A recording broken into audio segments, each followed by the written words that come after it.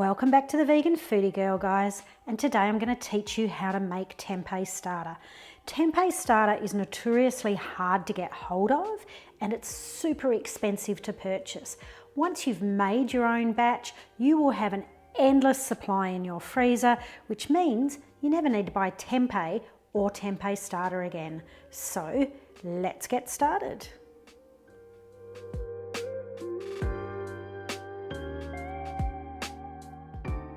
Hey guys, welcome back. As it said in the intro, today I'm going to teach you how to make your own TEMPEH Starter. TEMPEH Starter is super expensive to buy and it's really hard to come by because it doesn't ship very well. When I bought my first TEMPEH Starter, I got a little packet about this big.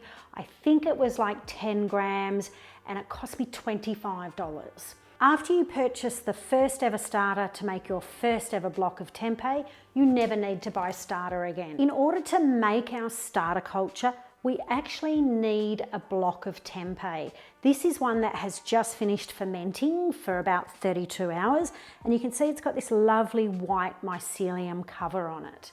This is homemade tempeh. You can attempt to make a starter from a store-bought tempeh, but most commercial tempeh tends to have been treated to stop the fermentation process, so it's really hard to use to make a starter because there's no live spores.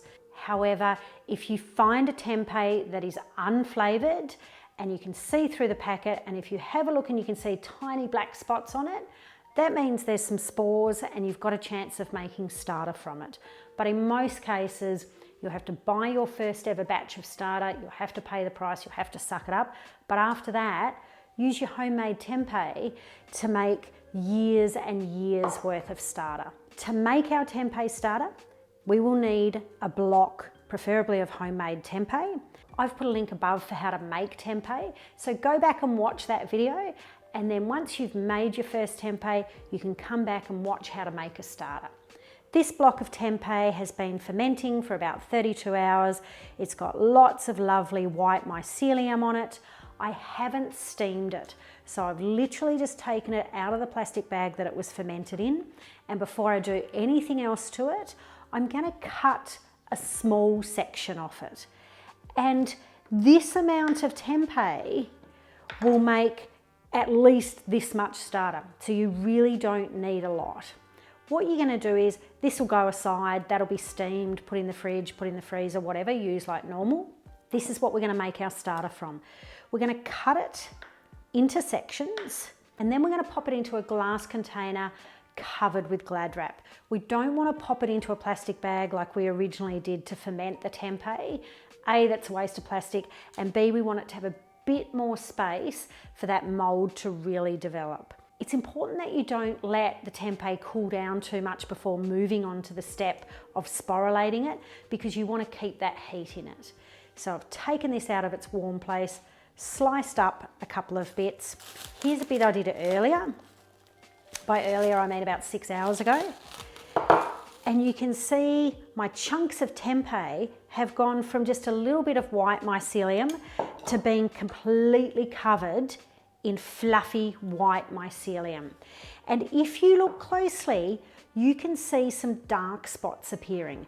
That's what we actually want to see. Those black spots are an indication that the tempeh has sporulated, so that it's released some spores. I'm going to scrape this back a little bit so you can see better. And you can see these lovely dark patches in there. You need to push your tempeh to this stage. You want to see some black spores. You can eat tempeh if it's covered in black spores. Don't worry about the safety of it. It just means that it's progressed in its fermentation. So I'm going to pop this back in the oven because I want just a little bit more spore activity, maybe a few more hours so I can see a little bit more black, a little bit more grey, and then we're going to move on to the next step. If, however, you see pink or green colour, it means that too much moisture has got in there and you need to turf that out. The way to stop mould happening is, once you've covered it with the Glad wrap, pierce lots of holes in it.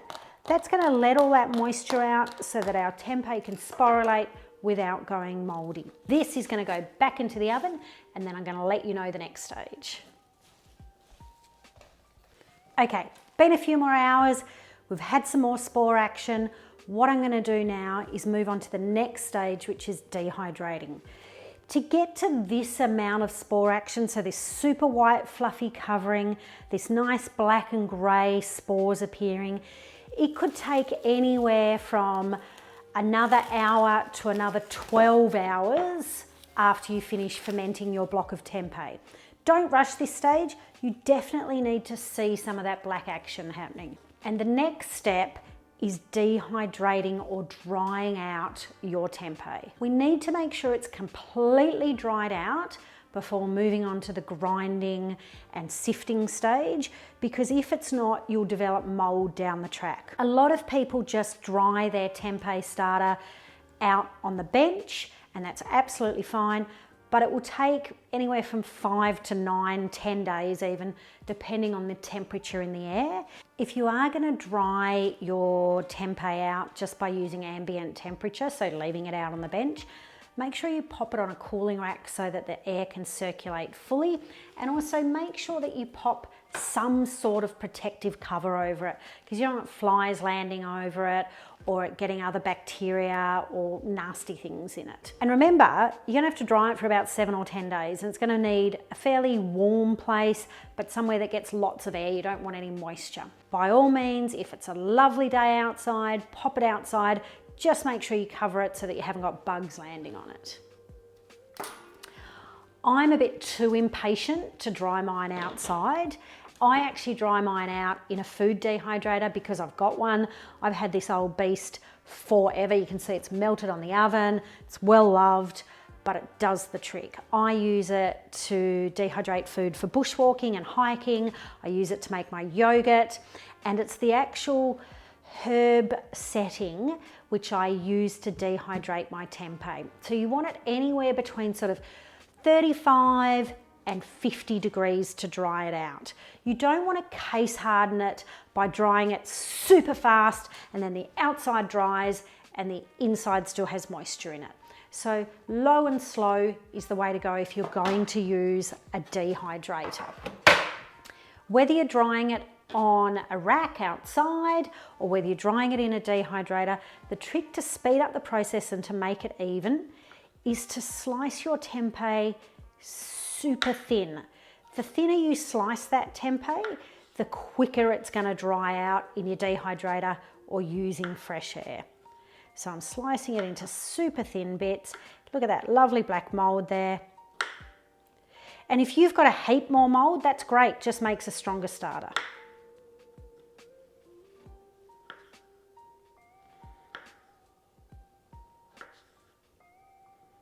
And it's still got a lovely nutty aroma. If you've got the aroma of ammonia, like a pungent, horrible sort of urine smell, turf it out because your tempeh's turned. But this, beautiful and nutty. And I probably could have pushed this further till I saw quite a bit more black, but I'm gonna mix it with my other starter so it doesn't matter that it doesn't have too much spore action. So I'm going to pop it on a rack.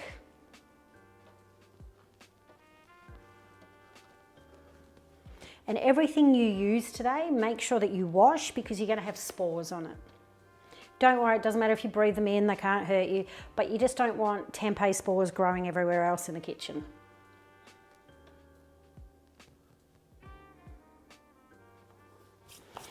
When I'm doing it in the dehydrator, I put another tray directly underneath because this is going to shrink down a lot and these little bits might fall through and I don't want to waste any of it.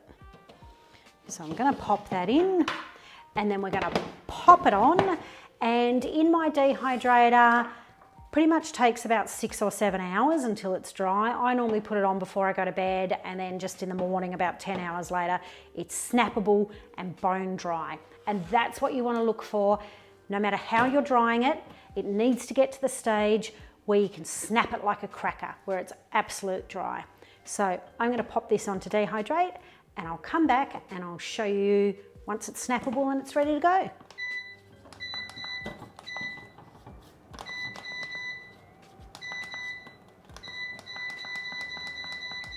Here we are the next morning. I just left this in the dehydrator overnight and you can see that it's completely dry. So when I snap a bit, makes a nice crack and it breaks evenly. So it's completely dried out. Whether you do yours in the dehydrator or let it air dry, make sure that it gets to the stage where it's bone dry. What we're going to do now is we're going to grind that up. I've just got a coffee grinder that I use. You can of course just use a mortar and pestle, but you want to get it nice and fine.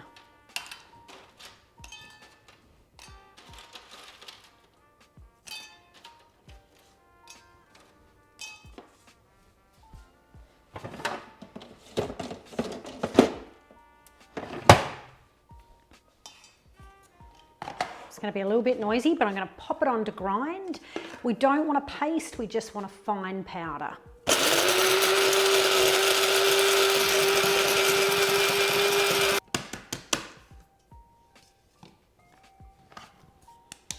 Starting to get to the fine powder stage, maybe another second or two. It's got a really lovely nutty aroma to it.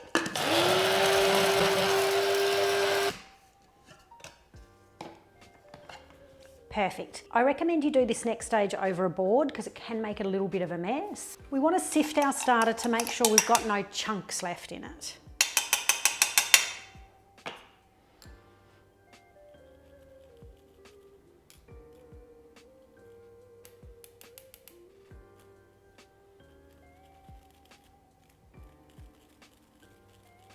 And just keep in mind that everything that you use today needs to be really well washed in warm soapy water because this is basically a live culture now.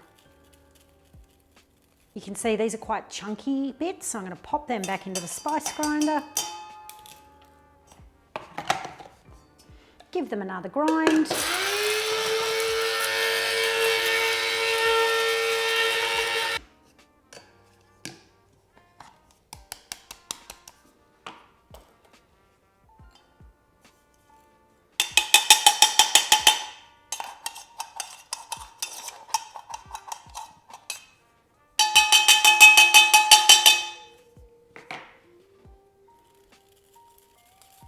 And any that haven't ground down, don't just tip them in because you need a nice fine powder to start your tempeh. So I'm going to get rid of those.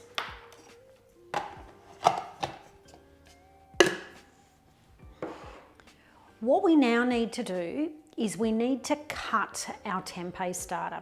You can use it as is, but if you cut it in a 2-to-1 ratio with rice flour, so double the amount of rice flour to starter, it gives your starter something to feed on all the time, so it keeps your starter nice and strong. I'm just going to weigh out how much starter I've got.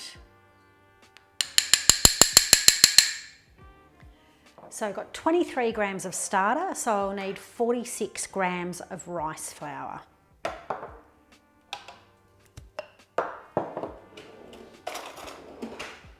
Make sure you use a different spoon to dip into your jar of rice flour. And we want 46 grams.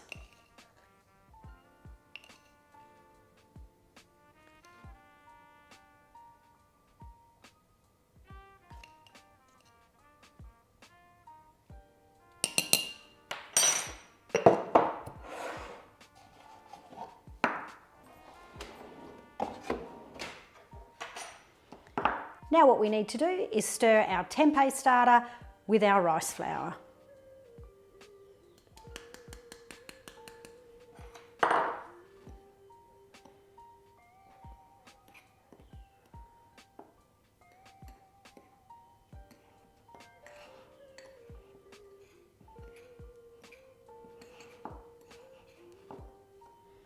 Make sure it's mixed really, really, really well.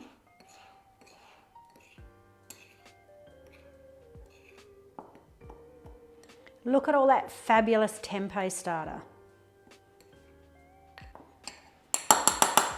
Where I live in Australia, that would be a couple of $100 worth of tempeh starter if I had to buy it. But to make it, you're looking at cents, literally probably $1 or $2, if that. It will keep for years in the freezer. And this is enough to make dozens of batches of tempeh. And remember, when your starter starts to get low, Make yourself another batch from a homemade block.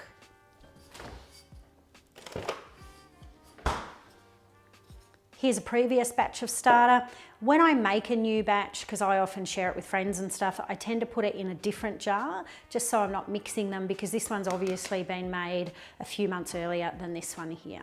Store your starter either in the fridge for a few weeks or in the freezer for a few years.